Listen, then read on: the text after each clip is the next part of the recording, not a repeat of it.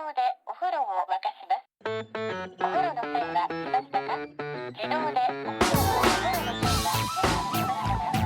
Hello and welcome to another episode of No Such Thing as a Fish, a weekly podcast, this week coming to you live from Cardiff.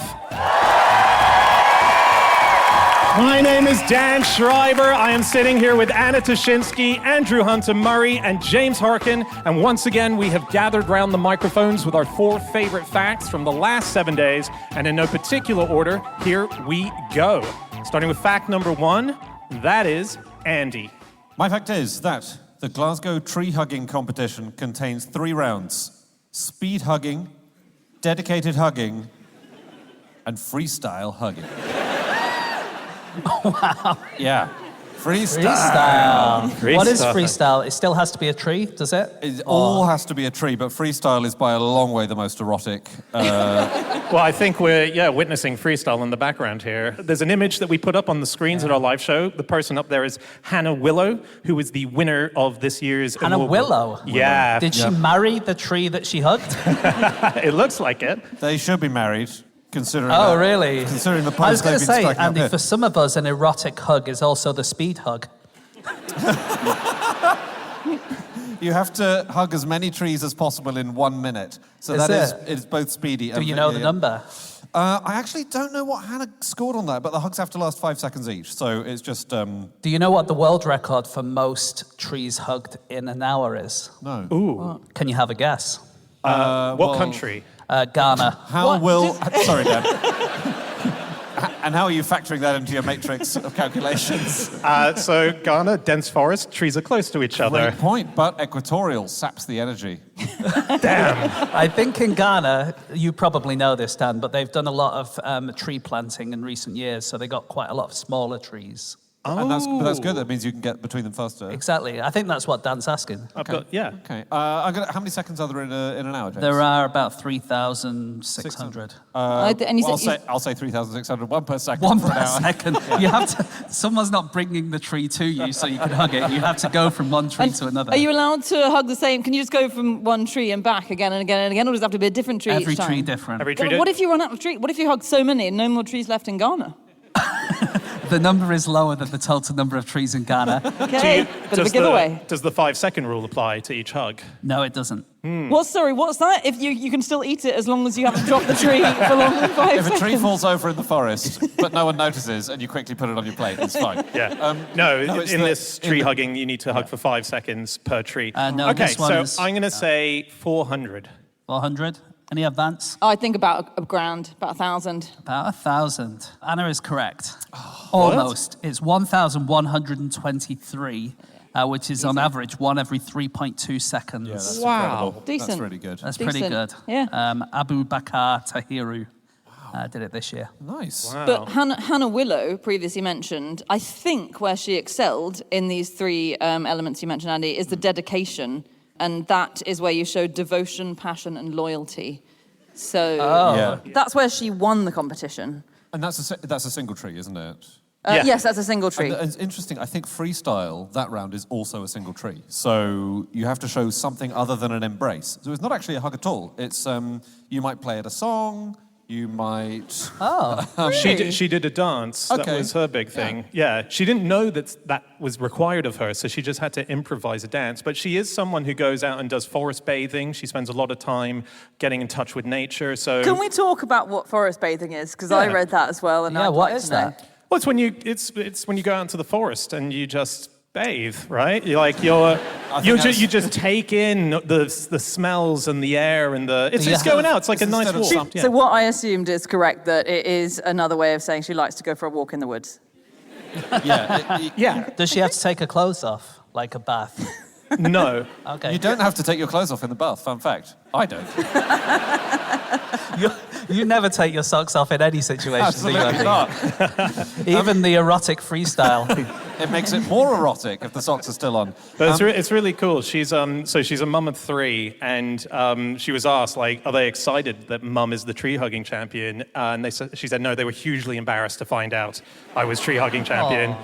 Yeah, I've slightly ruined their street cred, is what she said. But she's going to ruin it even more because it's not just about winning the Glaswegian tree hugging competition. She now, by winning that, qualifies to represent Glasgow in the international tree hugging competition that happens in Finland. Yeah. It's Oh like my a God. giant global competition where all our best huggers go and meet in Finland for an ultimate That's going to hug-off. be tough for the favourites from Ghana, isn't it? Going all the way up to Finland in that cold weather. Yes. It's going to be really tough. Yeah. Big disadvantage. And Yeah. the taller trees, they won't know what to do, right? Yeah.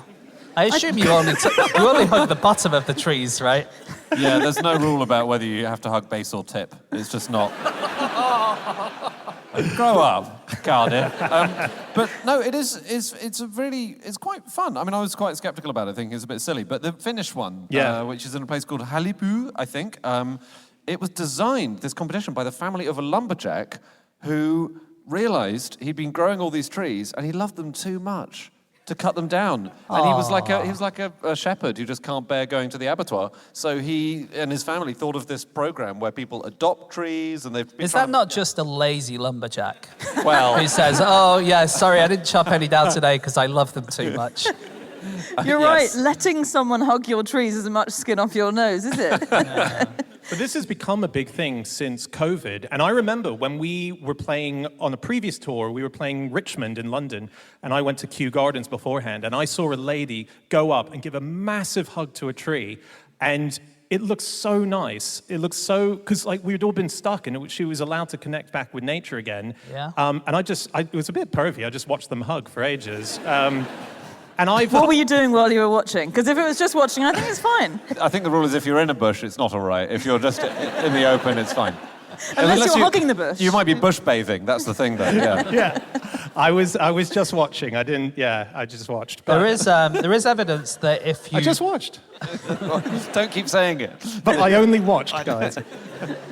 There is evidence that you can lower your blood pressure by touching wood. Andy said, Come grow up, on. guys, come on.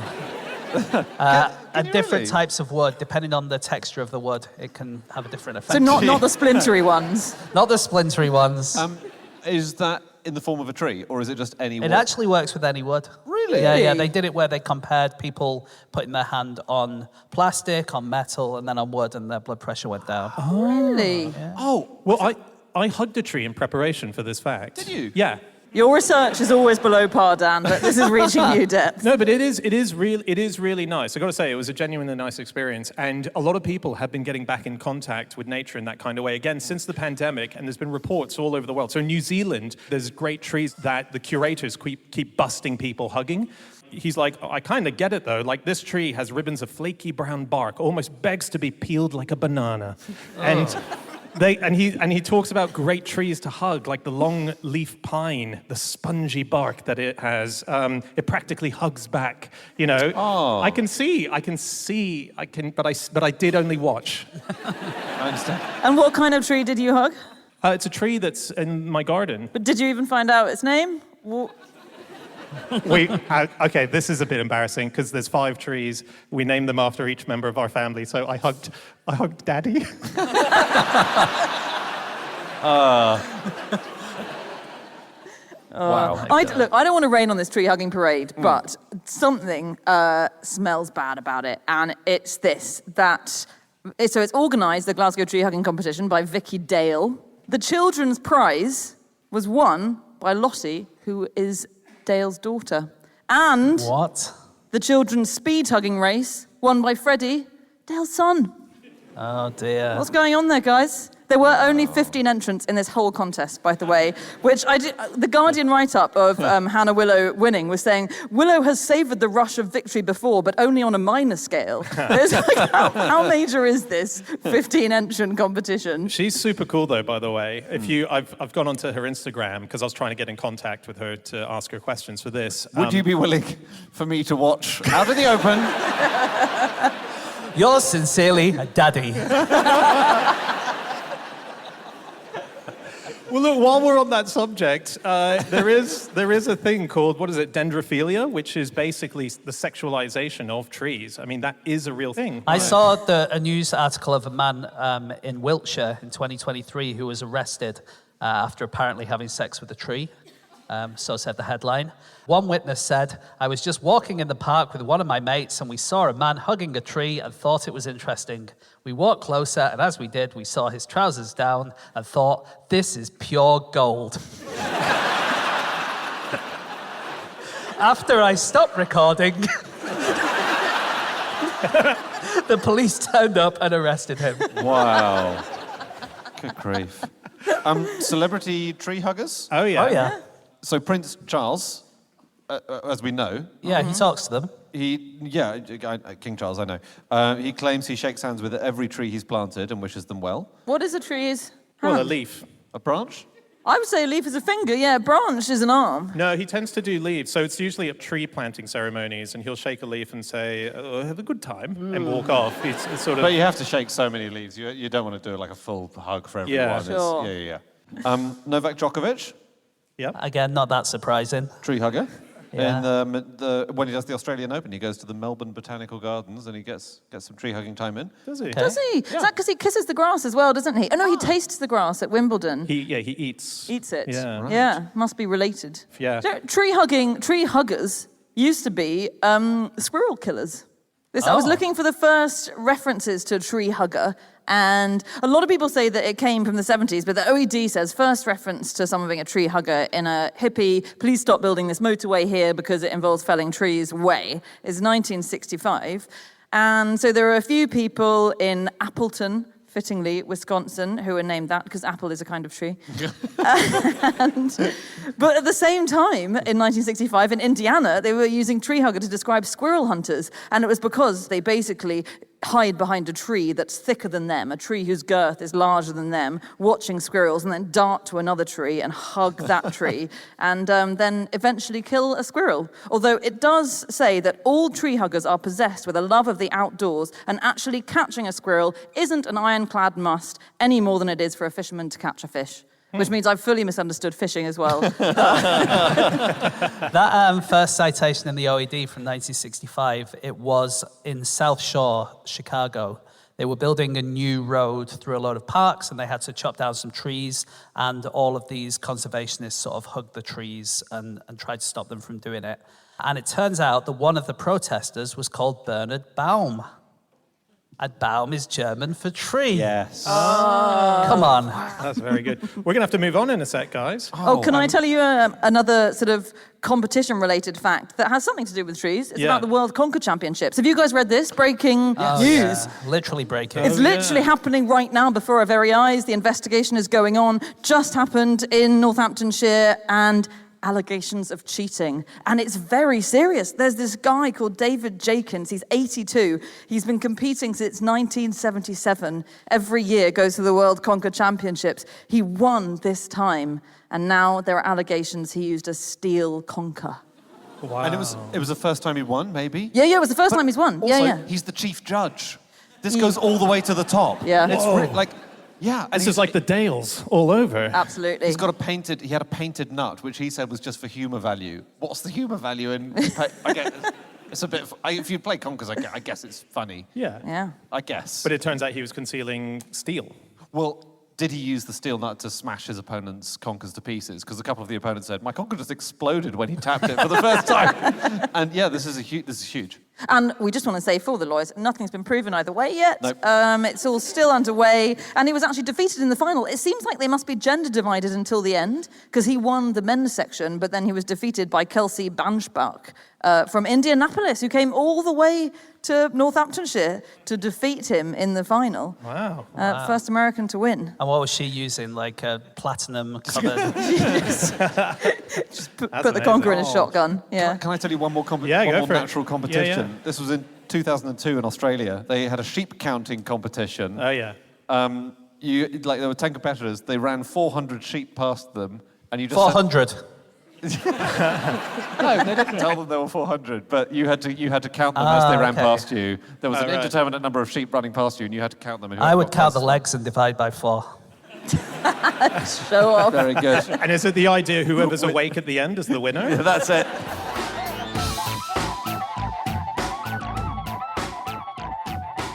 Stop the podcast. Stop the podcast. Hi, everyone. We'd like to let you know that this week we're sponsored by LinkedIn Marketing Solutions. Yes, that's right. So if you are a business-to-business marketer, a B2B marketer, you probably want to advertise your stuff to someone. If you're an ice sculptor and you're trying to sell to party planners, for example, how do you track those party planners down who need your walrus ice sculpture? You go to LinkedIn Marketing Solutions. They will get your product straight to the business that wants it. Absolutely. LinkedIn Marketing Solutions is definitely the best place to do that. 79% of B2B content marketers said LinkedIn produces the best results for paid media, so get on there before your walrus melts. Exactly. You've got limited time only. LinkedIn has 1 billion members, and that includes 10 million C-level executives. So you really can drive results by targeting your ads towards them, start converting that audience now into leads, and get £100 off your first campaign by going to linkedin.com/no-such-thing. That's right. So start converting your B2B audience into high quality leads today. Go to linkedin.com/no-such-thing. That's all one word. Terms and conditions apply. LinkedIn, the place to be. To be. This sea level, does that include animals that live under the sea? Yes. As someone who's not involved in business-to-business marketing, I don't think we have time to explain that to you, James. Okay. In that case, on with the podcast. On with the show. Okay, it is time for us to move on to fact number 2, and that is Anna. My fact this week is that the wax coating on 6,400 shop-bought apples is enough to make one tea light. Wow. Yes, apples, tomatoes, lemons, the peppers you get in shops, it's all covered in wax, but it's a very tiny layer. There's lots of rumors that it can give you, cancer and make your head explode and stuff. So I thought, I wonder how much they're actually putting on. And I read that 1 pound of wax will cover 160,000 pieces of fruit. And 1 pound of wax also makes, according to various craft sites, which I spent a long time on, but I think 1 pound of wax makes about 25 tea candles. And so there you go, 6,400 apples, melt the wax off. You've got a tea light, you're welcome. And a tea light is one of those little white round ones, is it? Because I had to look this up, actually. That is such a man thing to do. What? No man listening knows what a tea light is, and no woman listening doesn't. It's just a... And they were invented to make tea with, or something. I read that, I don't know if this is true, because I didn't know what they were, but apparently in the Japanese tea ceremony, you would put them underneath your kettle to keep it warm. Oh my God, this is so weird because I've got a small kettle at home which has a tea light underneath it for making the water warm, and I just thought that was a gimmick that they found to do with the tea light, but you're telling me that's the original because it purpose. doesn't look like it has enough flame to keep something Probably heated. just sort of keep, maintains... Just a little simmery. But the wax is so weird. So this happens even more in America than it does in the UK. Like in America, everything is sold with a thin layer of wax on the top of it, basically. I think it's pretty much all fruit, like all apples you buy in a it? shop here. Yeah, all fruit you Okay. buy here will also have a layer of wax on it. But there's this thing called epicuticular wax, like cuticles as in skin. And the thing is, apples grow with a thin layer of wax on them. Oh, yes. Which is then removed during the harvesting process. And they think, oh no, we lost all the wax that was growing beautifully on the apple anyway. So they put wax from a different species back on the apple. So Wow. I have a tree in my garden. Oh, no. Yeah. Dan. Leave it alone. Well, no, I took an apple off the tree, and it was really exciting. It was like, my God, I've got an apple from my own garden. And it was so waxy that even when I washed it under the sink, it just took ages to get off, yeah. And I stupidly used washing liquid on it at one point to try and get it off. But yeah, I felt it literally the other day. That's cool because it's usually on fruit, it's quite powdery and unsightly. You often see it on plums, it's most obvious, it's like a white powder. But why did you want to take it off? It's fine. What do you mean? Oh, I thought you meant off the tree, to eat it. No, it just felt odd. It just felt But it grows back. unclean. Even if it gets scratched or removed during the harvesting, it would grow back naturally. Yeah. But during those few days, the fruit would shrink a little bit because it's lost a layer of protection and it would lose a little bit of volume. Moisture, right? Moisture. And so it's worth spraying the wax on because it keeps the fruit at exactly the same size for that little few days in between. basically. Yeah, right. It's essential. Fruit would be shriveled in the process of making it through the, importing it, getting it into a shop process if we didn't have it on. And for the same reason they have it on trees. It's so that nothing can get in, nothing can get out. But the wax that grows on plants, this is unbelievable. So it's amazing stuff, epicuticular wax. It's really cool. It repels water, it repels dirt. That's why plants are clean, despite the fact that, water has all sorts of stuff in it. The water just rolls off. The other thing is, it makes it hard sometimes, if the plant wants to protect itself from insects or other pests, the wax itself makes it hard for the insects to walk on. They fall off. Because the wax is really? kind of like a travelator or whatever. That's cool. And there's an even a more weird bit to it. There is co-evolution. So some plants rely on a single insect to walk all over them and fertilize the flowers or whatever it might be. Some plants have kind of password-protected wax, so only their chosen insect partner can walk along the leaves and the stems. What? Without falling off, and everything else falls off. The insect's legs are the password. What? Isn't that just... Hang on, so are the insect's legs specially designed? They've got little wax skates on their feet, or does the plant alter when it Is feels it like the using insect? your fingerprint to open your phone? Yes, it's You exactly see? like that. This is why King Charles talks to plants. They're Yeah. fucking sentient. Oh no, not this There we again. go. Come on. But it's amazing. I just found that mind-blowing. Yeah. Wow. Yeah. I was hoping By the way, if they are sentient, Dan, you've got a lot of consent to get.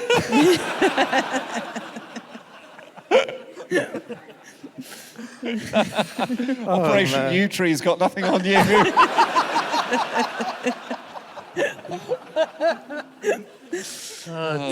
Anyway. It's a huge industry, is? the making wax to preserve food in industry. And it was patented in the 1920s, and Brogden's original wax and kerosene makers who patented it went to the Supreme Court to defend it. This is how big a deal it is. Wow. And these days, things get dipped in baths of it. So when you're eating, a melon, it might have had a bath in wax before it came to you. And It's it can be very made of lots of different types of wax, right? I think you said kerosene, so you can get like paraffin wax, quite Yeah. a lot of it is. Yeah. And then there's other ones that are less, sound like they've come from the petrochemical industry. Yeah. Beeswax, they used to do it in. Beeswax. Beeswax is you know what? Bees get a lot of credit for honey, but people don't talk about the wax that much. In the Middle Ages, they went on about it a lot. Did they? Oh Yeah, my God. right. They really wanged on about it properly. I think they were quite right. Well, because like in those days, you had to light your house with candles, right? Yeah. And if you were just a normal person, a pleb like me, then you would get it using tallow. So you would cook your meat, and then there would be some fat there. And then a chandler, a candle maker, would come round to your house and he'd pick up all of the goo and he'd turn it into a candle and you would burn it. But it would stink. It would really, really stink. And all the houses would smell of burnt rubbish. But then the church decided, well, we don't want that. We want perfect white candles, and we want it not to smell like old garbage. And so they had to have beeswax.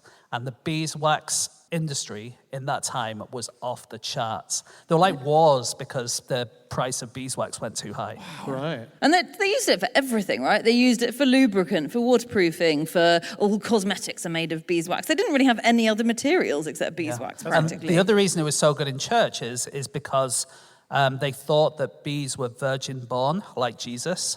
Oh. There was this thing, and if you own bees and you look in your beehive, they never have sex. You can sit there watching them as long as you want, Dan. They will not have sex. Because they kind of find a little region and they all the drones fly to this little region, and then the queen flies there as well. And then they have sex in the air while they're flying, and then they all come back. Oh, no So way. no one ever saw them have sex, so they thought they were virgins. But that's the same amazing. as humans. I never see humans have sex because very similarly, they go to a special place where I'm not allowed and they have sex there. I don't assume everyone's a virgin just because I haven't seen any of them shagging. God, people were stupid in the Middle Ages, weren't they? Wow. Can I tell you a thing about ancient Roman beeswax? Oh, yeah. Okay. This is so cool. Okay, I love this. So you would have a wax mask made of yourself, and it was for use in life, but it was also for use at your funeral. So What would you use it for in life? I'm getting onto that. Jesus. Sorry, you went straight to death. I thought sorry. But it's all connected. That's the weird thing. So about the age we all are, about 35 to 40, you would have a wax mask made of yourself, and when you had reached political high office, as the four of us all have, sure, you would have them in your hall, but you would also have your ancestors' wax masks, normally male ones, but often some female ones too, if you're a very politically connected family. And at a funeral, you would hire a load of men to wear these masks and pretend to be your male ancestors. And if it was your funeral, someone would be wearing a mask of you at your funeral, wow. dressed as you, dressed as the highest office you've achieved. Wow. They would wear like a podcaster uniform or whatever. Is this the highest office we're going to achieve? I'm afraid so. Yeah, they would take the piss out of you a bit as well, wouldn't they? They would. I think they would wear this mask and wear your clothes and then go up to your friends and go, "Oh, I'm an idiot." That's quite nice. Why did we stop doing it? I don't know. I think we should bring it back. The fall of Rome, yet again, screwing everything up. But the other thing you would have in your front hall, you would have this wall of faces, like here are my male ancestors. You would have a wall of your family tree, and you would have a wall of military spoils that your family had seized in battle. Right. So as someone came into your front hall, they would get the full works of like, here is what a great kind of guy I am. Nice. Hey, actually, back to candles and sex. Were we talking about that at all? Yeah. Have you guys read about brothel candles? No, but I think I can guess what they are. Yeah, so well, it's interesting. This is around the 1880s, and it was into the early 1900s. The idea was that in the brothel itself, every sex worker there would have a candle that would burn down in 7 minutes. And that's how you knew when the session was over. That's a lot of pressure, which you don't want, do you? That's going to ruin it. I mean, you don't... I'm not asking you personally, Dan, and I don't want to know the answer. You got any 7-second candles?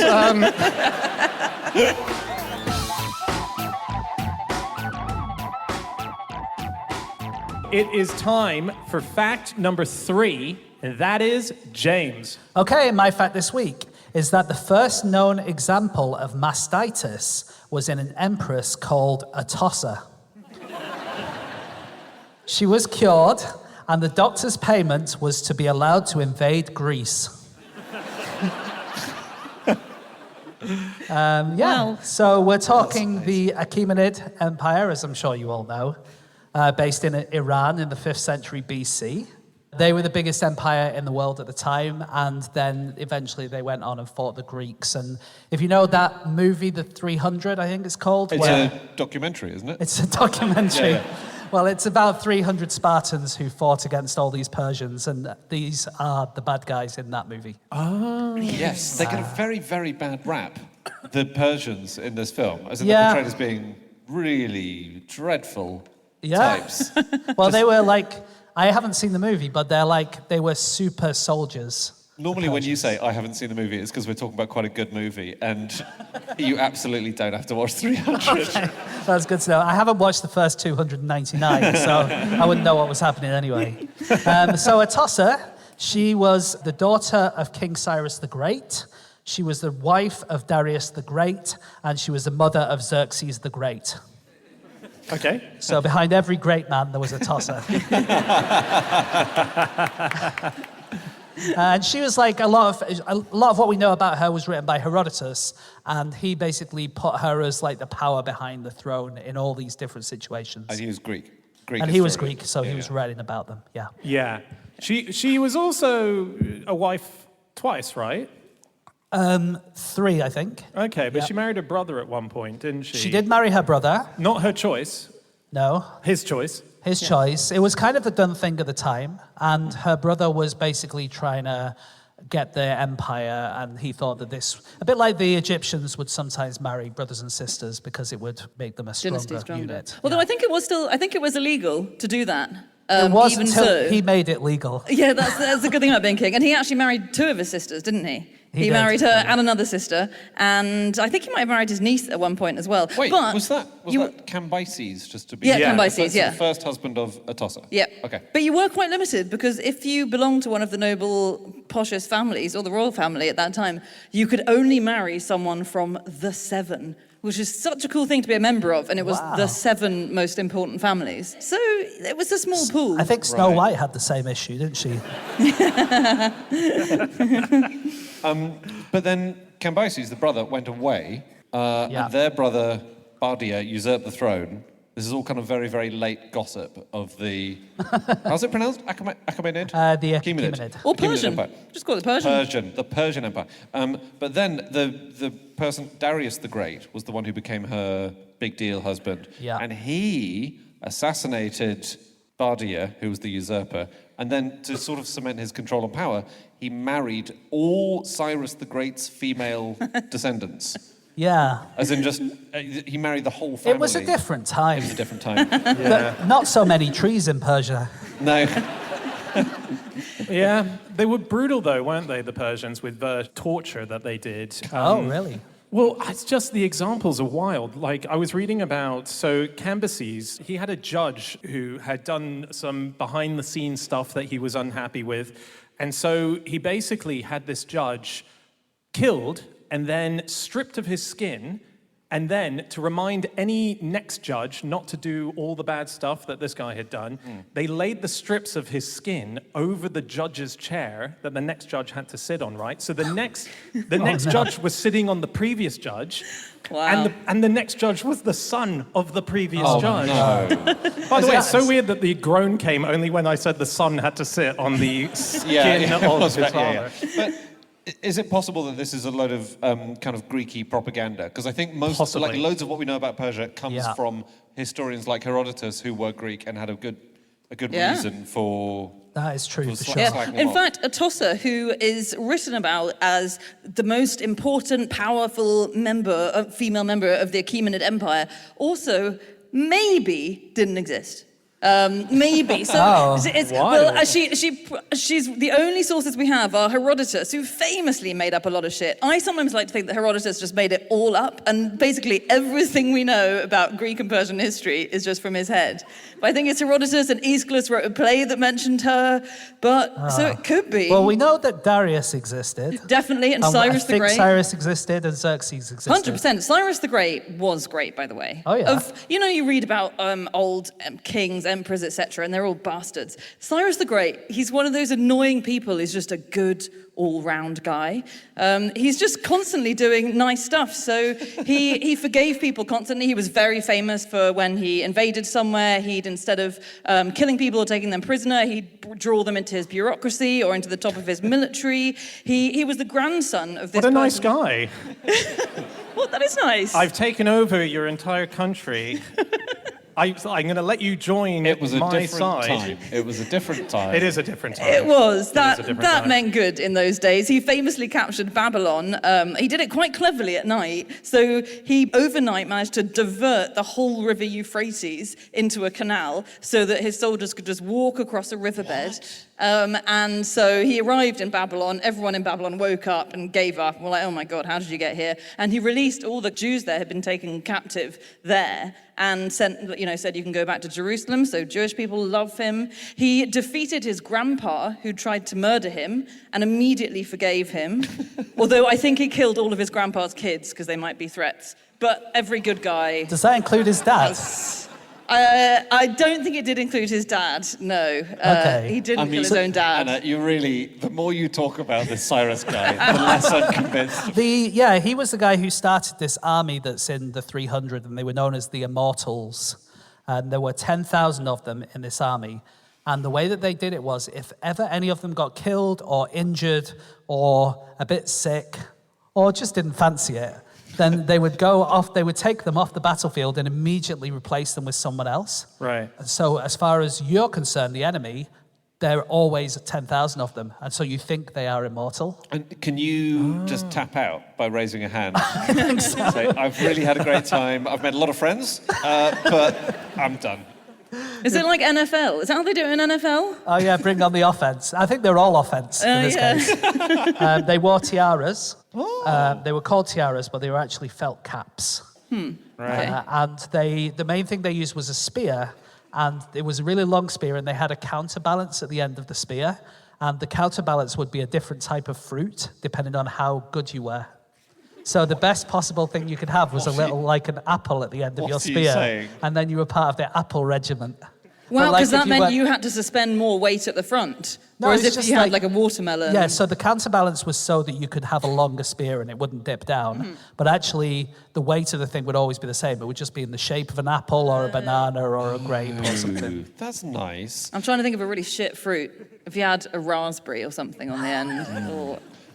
They were kind of famously luxury-loving, the Persians. And this, again, is a lot of propaganda that was dished out by the Greeks. Basically, the Greeks kept saying, these people wear trousers. They're just too addicted to luxury. Genuinely, that was an example they used. Their kings have parasols.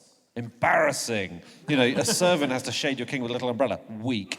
So there was a lot of that. But one of the great things they had in the Persian Empire, post. So, as I look at this, it's now less exciting than I think it... I think it's just really interesting. They had an amazing postal system. God, sometimes you look down at a note, the confidence just drains, like all the blood drains from your face. Did they have a morning and afternoon post, Andy? James, they had so many posts. They were, honestly, they make the current post office look absolute dog shit. They were just... So, like a huge empire, so you have to get stuff, you know, like thousands of so kilometers. it went basically all the way to the Balkans, like where Albania is today, all the way to the edge of where Iran is today. So it's absolutely massive. Exactly. And they had this amazing thing called the Royal Road, which was basically only allowed for the use of posties and the army. And to go all the way from Western Iran to what is now Western Turkey, a place called Sardis, 2,500 kilometers. On foot, it would take 3 months. They could get post in a week. Right. So that amazing. it genuinely was amazing. And it was the fastest land travel system in the world at the time because it relied on very, very fast horse relays. You would just ride a horse for, you know, as long as it could go. And as soon as it stopped, another horseman would take the post and go on. And the stations were set up for that, weren't they? So Cyrus, when he set up the post stations, worked out exactly how long a horse can go at full speed before it just collapses. And then where the horse is fainted, he builds a little post office. Lovely and man. And it's like, A leave the lovely next man. horse here. A nice guy. I should just explain the fact Oh, yeah. that I started with. Yeah, yeah. This doctor who was allowed to invade Greece. So he was called Democedes, and he'd been previously taken as a slave in a raid, and he'd found himself in this Achaemenid empire. And Darius the Great, who was Atossa's husband, he had broken his ankle. Right? He'd fallen off his horse and really actually dislocated his ankle. And all of his doctors tried to help him.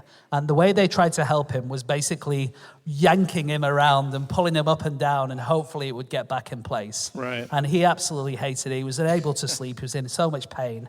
But he found this guy, Democedes, who had been taken as a slave. And this guy was a doctor. And Democedes made his leg better, and as a to say thank you, he gave him 2 sets of golden shackles.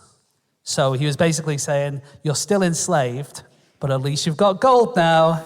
Nice. Oh, wow. Anyway, so then Democedes becomes very popular. Atossa gets his boil on her breast. We think now it's mastitis because he managed to cure her and he wouldn't have been able to do any surgery, and she lived to quite a long age, so we think it probably was mastitis. He manages to cure her, and he says, "I will only cure you if you give me anything in return." She says, "Fine." He says, "Well, let me go to Greece as part of a raid." And then when he gets to Greece, he escapes because that's where he was from originally when he was enslaved. So that's kind of the story. And he goes back to Croton, which is where he was from, and he marries the daughter of a really famous wrestler called Milo. And this guy is extraordinary. Yeah. Have we spoken about him before? I don't think I so. don't think we have. He was an Olympian. He won 6 Olympic events in his time. And he was just one of those guys who was so big and massive, he could do feats of strength that almost seemed impossible. So he could hold out his arm with his fingers outstretched and challenge people to attempt to bend his little finger. And they couldn't do it. They would be trying and he'd be going, "Whoa!" He would stand on a greased iron disc and challenge people to push him off it. They never could. He could hold a pomegranate in one hand and challenge others to take it from him. Nobody could. And despite holding it very tightly, it was never damaged. This guy is incredible. And in his off years, he would train by carrying a newborn calf on his back every day until the Olympics took place, by which time he was carrying a 4-year-old cow on his back. And he would carry it the length of the stadium and then kill it, roast it, and eat it as part of like like doing the haka that the New Zealanders do. It was like his intimidation process. That's What a life amazing. for that cow. What the hell? Incredible. 4 years on someone's shoulders and then killed. Yeah, exactly. You'd think you're like best buddies, and then suddenly, yeah. And so then the legend goes that he died when he tried to show one final bit of feat of strength, which was he was passing a man who was chopping a tree, and he said, "I will rip this trunk in half with my bare hands." And the guy said, "Incredible." He said, "What an honor for you to do that, Milo." And for some reason, the guy then went off while he did it, and as he stretched to separate it, something cracked, and his fingers went in, and he got stuck. And he just died because the guy didn't come back. Oh my God. But he did win the tree hugging contest for 3 years in a row.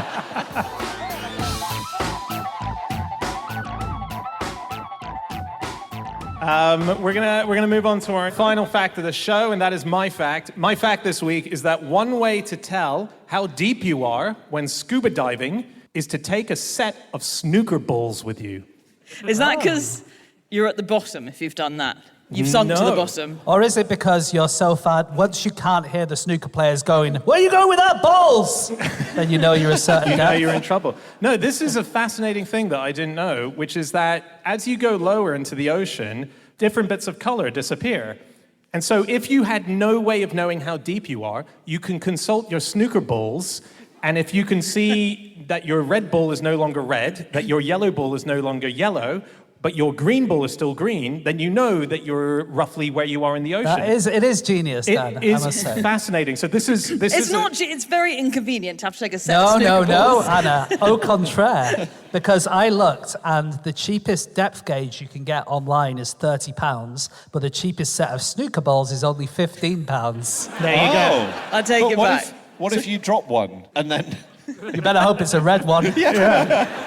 But like, Well, how, that's can the they, thing. how will you know what color they are? Because you can still see the colors. So, okay, so say you're going down. Say you're going down. At about 20 feet, red stops being red.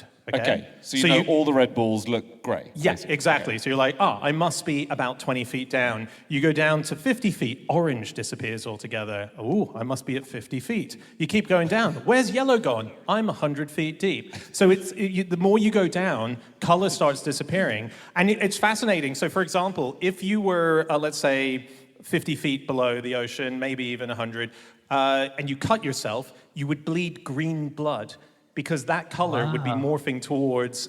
So people. I think it's even just like 10 meters because red disappears very fast. Red is a shit color. It's got no energy. It like sees one bit of water and disappears into it. And I think on diving websites it says like early scuba divers, if they cut themselves, can get quite shock because you're 8 meters underwater and you go, whoa, I'm an alien. But this is the amazing thing. This is why are so many fish red? Because loads of fish are red. Yeah. And they're doing it in the deep sea. Loads of fish are red, and it's for camouflage. Because you can't see red at that depth. Yeah. So they look grey or black. All the red light's been absorbed. They're basically invisible. But blue is the colour that lasts the longest and penetrates the best. So there are very few animals which have big blue bodies. The blue whale is basically so confident, like there are no predators. But in the reefs, you get like blue and yellow fish, don't you? And the reason is that they want to signal where they are for sexual reasons or something like that, or scare things away. Right. And yellow is the complementary color to blue. So the complementary color to red is green. They really contrast against each other. The complementary color to blue is yellow. So that's why you get lots of blue and yellow fish. But also it means if there were traffic lights in the fish world, there would be no use being red and green because the red would disappear straight away. They would have to be blue, which is the thing that stands out the most. So the red light would be blue, and the green light would be the complementary color to that, which would be yellow. And if you look at SpongeBob SquarePants, they get it wrong. Right. I should quickly say where I got this fact from, because I was reading a novel when we were on tour. We were in Dublin, and I bought this book on the way over, which was Whalefall by Daniel Kraus. It's a science fiction book, so it's all fictional, but this was in it. And it's the story of a guy who's going scuba diving, and he's accidentally swallowed by a whale.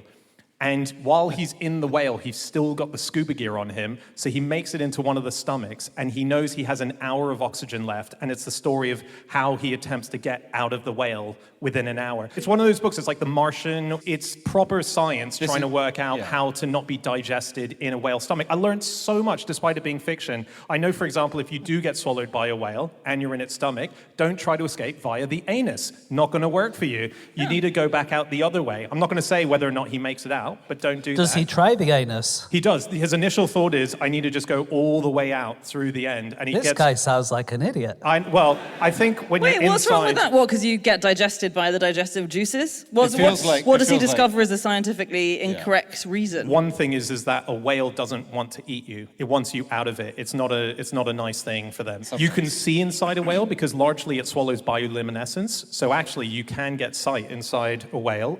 What, you mean it swallows stuff that's bioluminescent? Yeah, exactly. So it might swallow an octopus that has bioluminescence attached to it. So you can use that as a torch. You can use an octopus as a torch inside a stomach. Oh my God, I've lost a snooker ball. Did you 90% of animals in the ocean glow in the dark? Which makes sense because, as we say, all colours go away, so they have to make their own colour.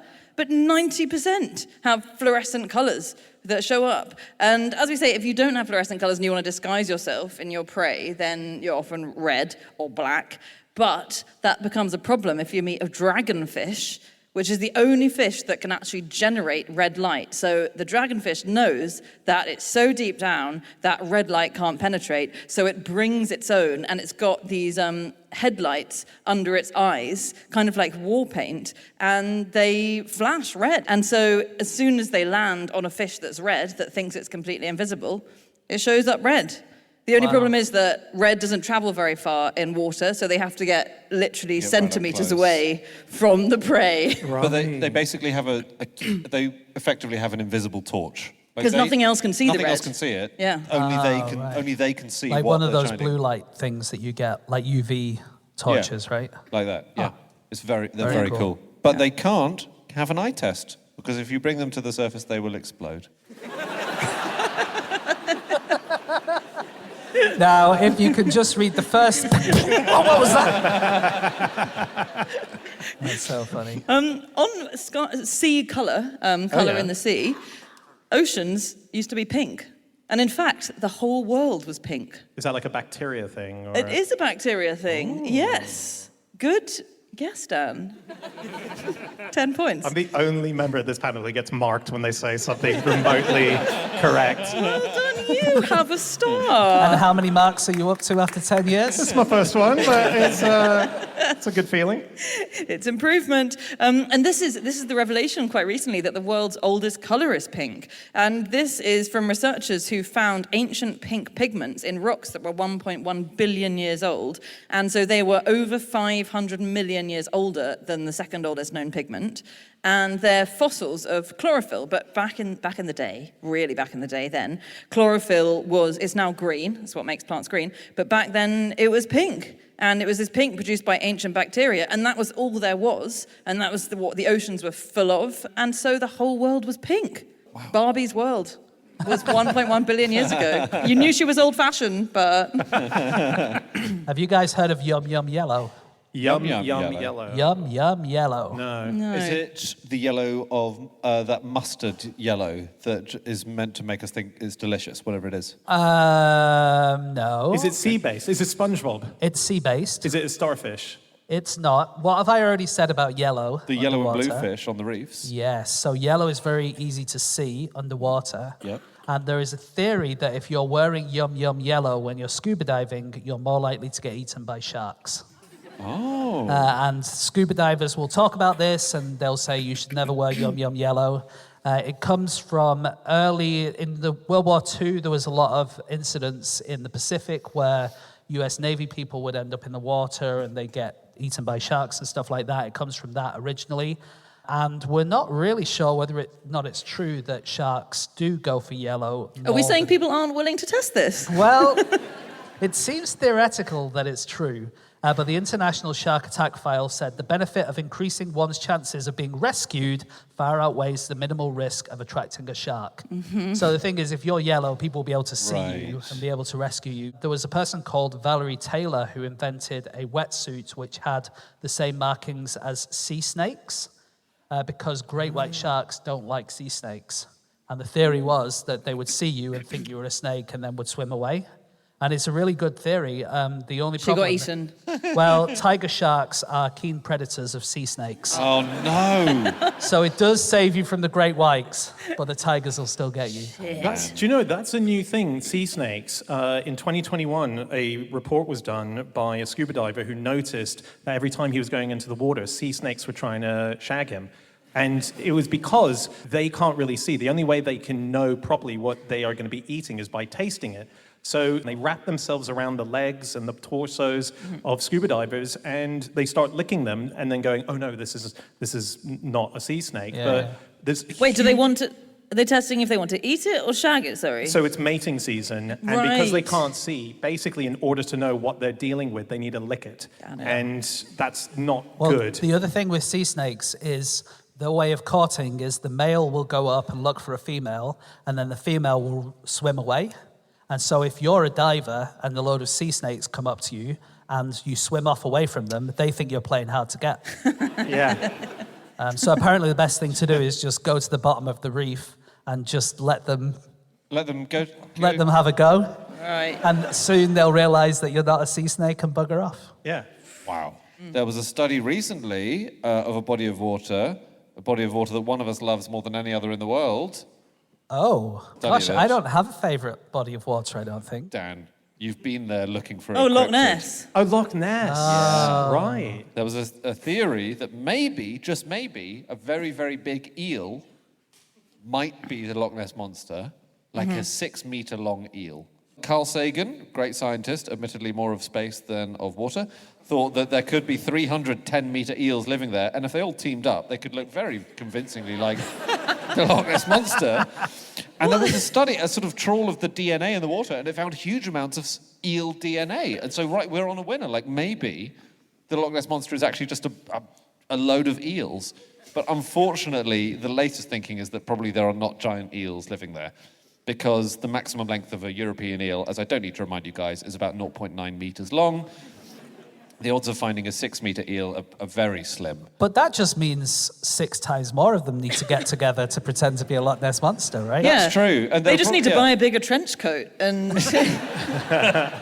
Yeah, well, so maybe that's it. Quite a cool thing related to Dan's original fact about wavelengths travelling different amounts underwater. You know when it's been a hot sunny day and you think, oh, I'll get in the river because it's a nice hot sunny day, and you put your toe in and it's like, oh, the water's so warm and nice. And then you put your foot in and it's fucking freezing underneath that. That is because in the electromagnetic spectrum, which you'll remember from school, infrared waves have an even longer wavelength than red, and they're the ones that we get heat from. And so when they come from the sun, the heat lands in the water and immediately spreads on the surface, and it only gets 10 centimeters down max.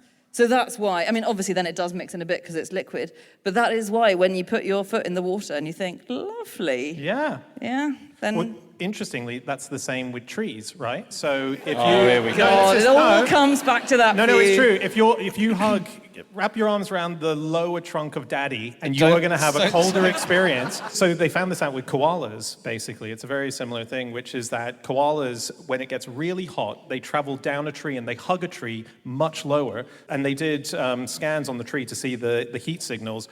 On a lower bit of a tree, it's always colder. So they're regulating themselves because they don't sweat koalas. They have to sort of lick out the wetness out of them. They lick themselves and then that evaporates and takes away the heat. I mean, that's a different way of saying it. They don't have to suck their own sweat out.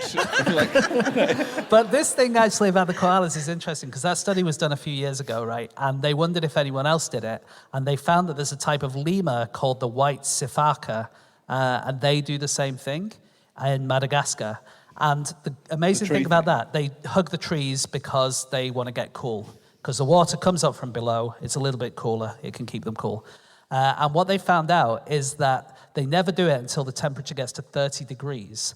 And then for each 1 degree increase, it doubles the chances of the lemurs going there. So it means that if you're in Madagascar and you don't have a thermometer with you, all you have to do is count the number of lemurs who are around the trunk, and that'll tell you what the temperature is. That's incredible. That's amazing. Guys, we're going to have to wrap up in a sec. Do you know what kind of TV dolphins like? Well, we're talking about seeing things underwater. It won't be Flipper, right? It won't be stuff that they're in. Well, they just, I don't really like to watch things that I'm in. What do dolphins like? They love fish, to eat fish. Reality stuff. Reality shows. Yeah? Yeah? Well, some scientists showed some bottlenoses, Planet Earth, and SpongeBob SquarePants, Okay. and tried to see whether they prefer real-life underwater scenes or ones where they stupidly get the traffic lights wrong. And it turns out that actually dolphins are interested in all TV shows, no matter what is on. I knew they were stupid. I knew. Although male dolphins slightly preferred to watch videos of female dolphins. Okay. Just like your average British man at the end of any day, really. I'll watch anything, mildly prefer it if there's a female in it. Good on him. What a lovely thought to end on. Have I got that right? No, it makes you think. Yeah. Meanwhile, Dan's watching Forestry Live 24 hours a day.